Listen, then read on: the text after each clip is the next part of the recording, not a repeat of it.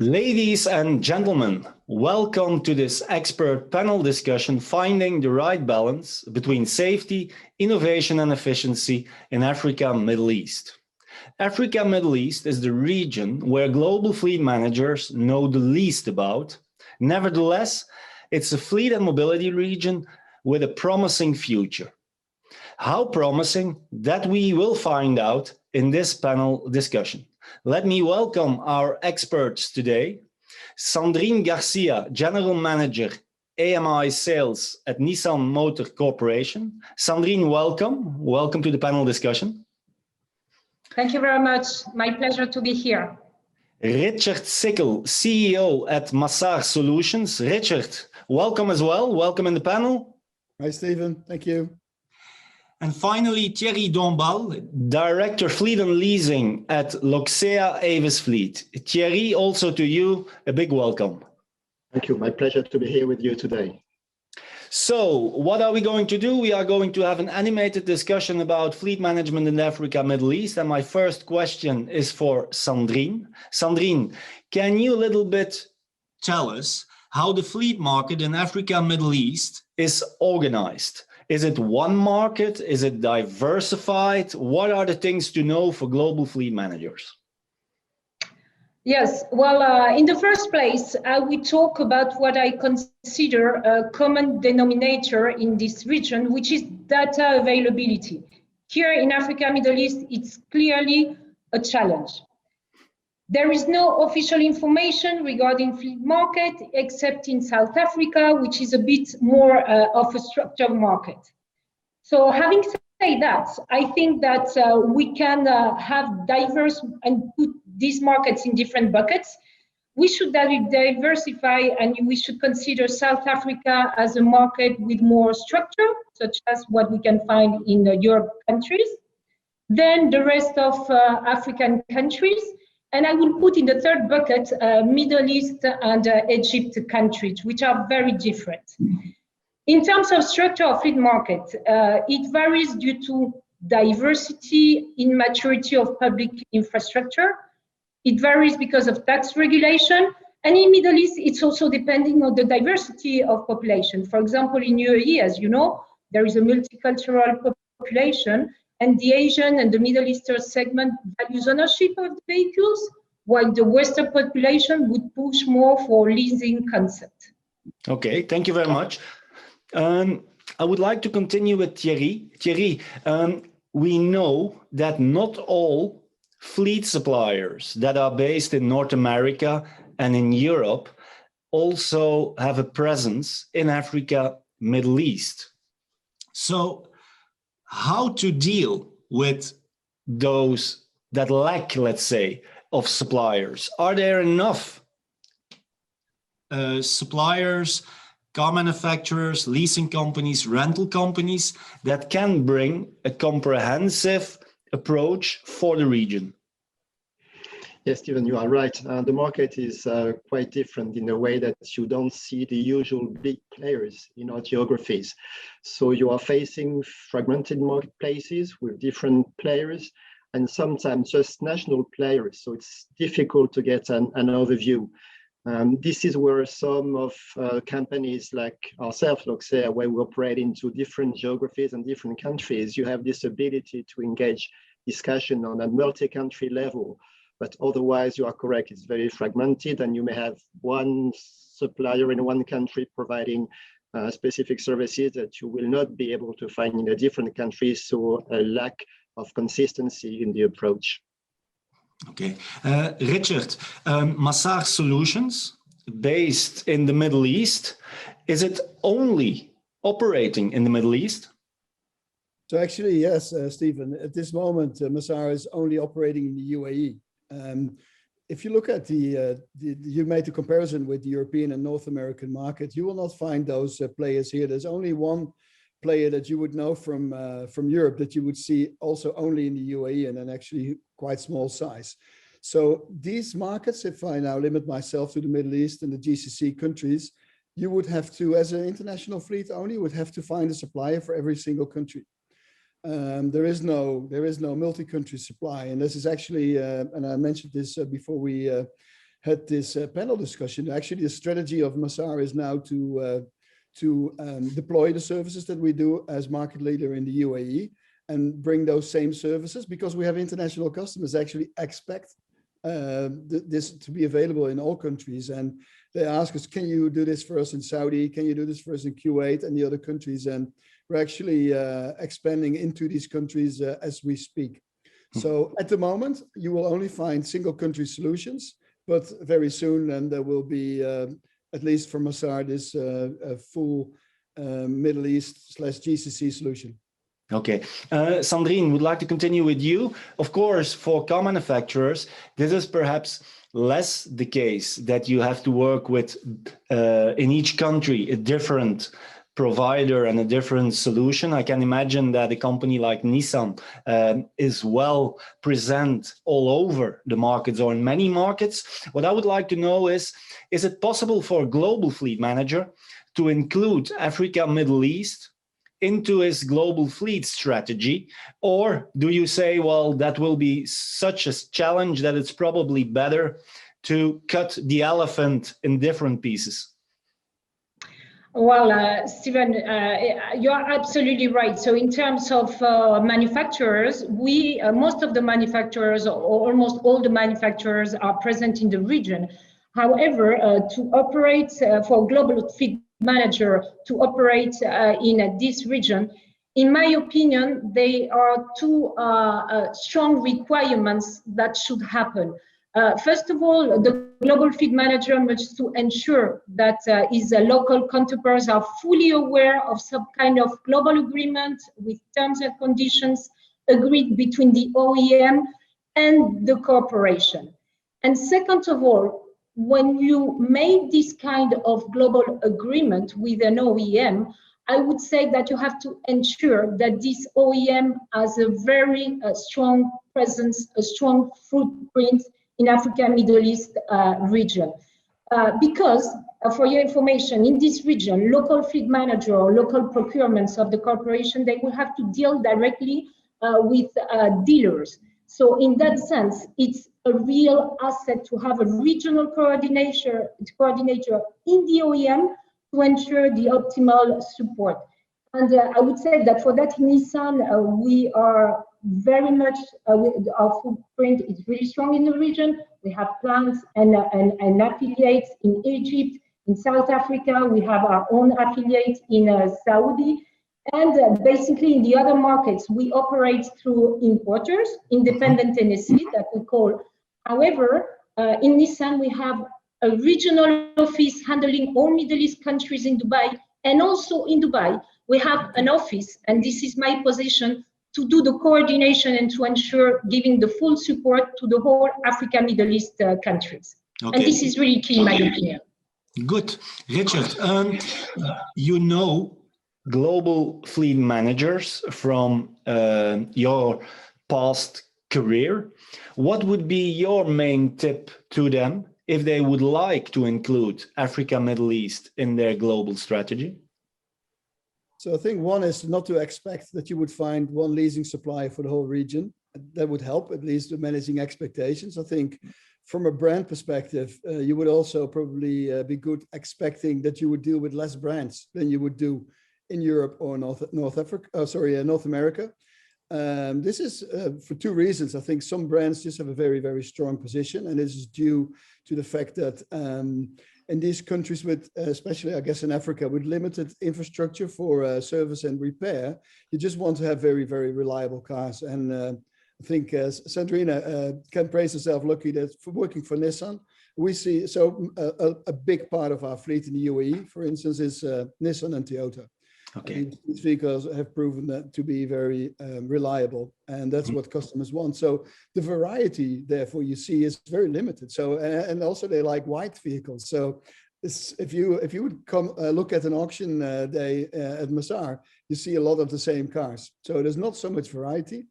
And as I said, also then in terms of fleets and leasing suppliers, the offer is limited. I will not repeat myself here, but we're working on solving that.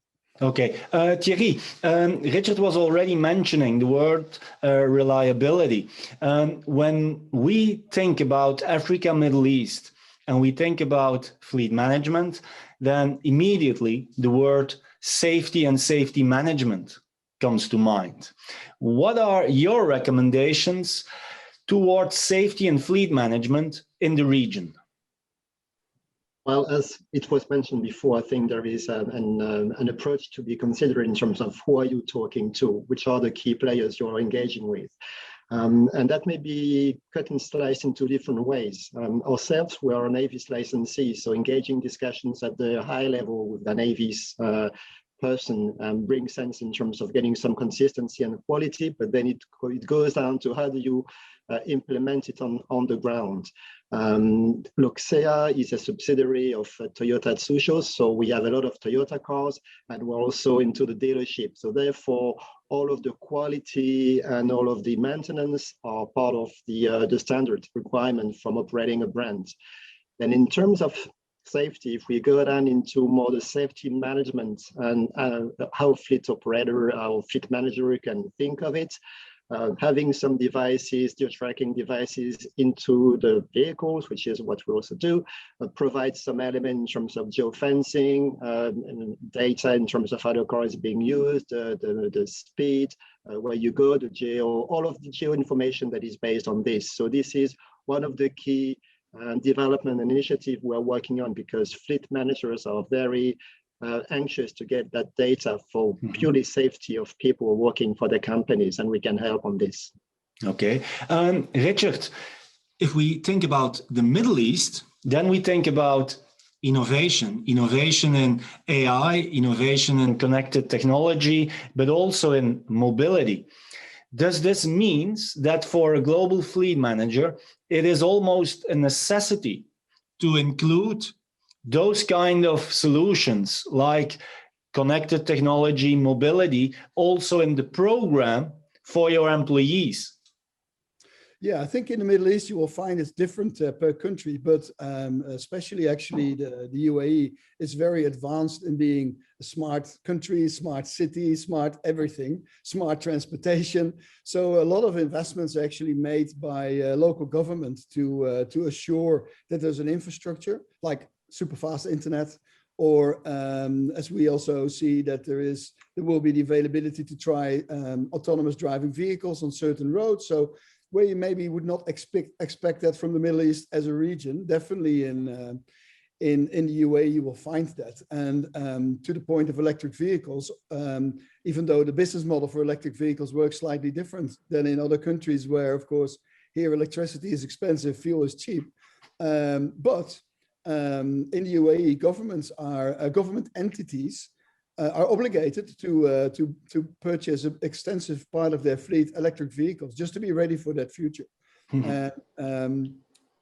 So actually to try to be ahead of other countries. Okay, Sandrine, I would like to continue with you on that innovation part, but also that fleet electrification part. Of course, Nissan is also one of the car manufacturers that is going fast when it comes to electrification. We hear sometimes that in Africa, and for sure also in the Middle East, electrification is on the agenda. How do you see the implementation of electric vehicles across the region? So I agree with Richard, because we are talking about a region, and we said it a really broad region, Africa, Middle East. So I mean, for electrification, and UAE is very much advanced, I would say, all this innovation, tech, and EV topic. And as Richard also said, I think that EV fleet requests will come in the first place and driven by basically government entities before corporates. It's true that the UAE government is amending legislation to pave the way for strong penetration of EV in pursuit of realizing this vision of Dubai as a smart city. So definitely in this, in UAE, it's something that it's coming very strongly. Absolutely. Okay. Thierry, We also read, for example, that in countries even like South Africa or in Nigeria, that there are also now initiatives when it comes to new mobility solutions with ride-hailing or electric vehicles. You have experience across different African countries. Do you see that there is more and more the acceleration also of sustainability when it comes to transportation and fleet management? Or are we still, let's say, at a very low, at the beginning, let's say, of that move? Well, the aspiration is there, but as it was mentioned before, I think in terms of necessity, you need to have the infrastructure that is set up to ensure that you have all of the network basis to develop the electricity and the green program. So this is one of the key challenges, getting the infrastructure developed so that we can get, like for electricity and EVs, we can get the power supply implemented to recharge the cars. And that is quite different from one country to the other. If I may give an example, Ivory Coast is thinking of it and is advancing to it, but that may not be the case in all countries. So on that respect, maybe Africa is engaging, but not completely there yet. Okay. Sandrine, knowing that the region is moving forward, knowing also that, of course, electrification, new mobility will have an impact on transportation in general. Do you expect that the preference for those big SUV vehicles, trucks, pickups in Africa will also change in the upcoming years, and perhaps there will be other types of vehicles that are more adopted perhaps to new energy, etc.? Well, I think that we have to be a bit cautious because, of course, as we said, in UAE there is a clear trend, and the government is pushing EV electrification, particularly for government entities. But again, and going back to Thierry's point, I mean, the region is very diverse, and then there are a lot of in some countries, the infrastructures are not there. And still, as Richard was saying, I mean, some cars, you need the lineup of product which is compatible with the infrastructure that is today in these countries. And so that's the reason why, they are this big 4x4 you were mentioning, because this is what the infrastructure, requests. So I think it's it will be there, but it will probably take time. Also because we are talking about all Africa, Middle East.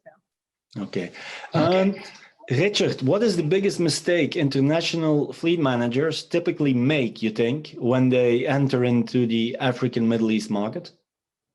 I think the expectation that you can just replicate what you already have. So almost coming back on myself now, but it's so well organized in Europe and North America, and probably also more in South America than you would find in the Middle East in terms of suppliers that can cover more countries. It's just not there yet. So again, managing expectations and not just replicating what you already have in your home market.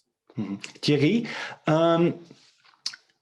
what would be your main advice for fleet managers that need to secure cost efficiency across the region? Well, I think it is a think global, act local. What you see is countries have different setup, different tax regulations, and different ways to operate. So the approach in terms of TCO is going to be different from one country to the other. So one of the expectation, or maybe the way to think and to approach this, is to think, I'm going to be facing different country situations. Therefore, I cannot replicate, as it was mentioned by Richard, what you find from one country to the other. But still, in terms of engaging with the customer, although we face different situations in different countries, we still have the same background, the same logic in operating in what we offer in terms of services and mobility. So you can find the same framework, if I may express it that way, but it will be different from one country to the other because the situation is different in each country. Okay. Sandrine, what makes it so exciting to pay attention to Africa, Middle East as a fleet region? Why does a fleet manager needs to pay attention to that region? Well, I believe it's a region with many opportunities, so challenging for sure. We all said that you cannot expect to find what you can find in Europe, even Latin America. I mean, this is a different region with a different population, very young population in this market. So I think that what is exciting is that it's because it's very much unique, you know, and very much diverse. And it's all about this young population, you know, and it's all about countries which are growing towards something different. And I think it's really, it's an asset to be part, Okay. you know, of this journey. Good. Thank you very much. Thank you for your time. Ladies and gentlemen, I would like to thank Sandrine Garcia of Nissan, Richard SIKKEL of Massar Solutions, and Thierry DOMBALLE of Loxea Avis Fleet. And don't forget to check our Global Fleet website for more information about the exciting region of Africa, Middle East. Bye-bye.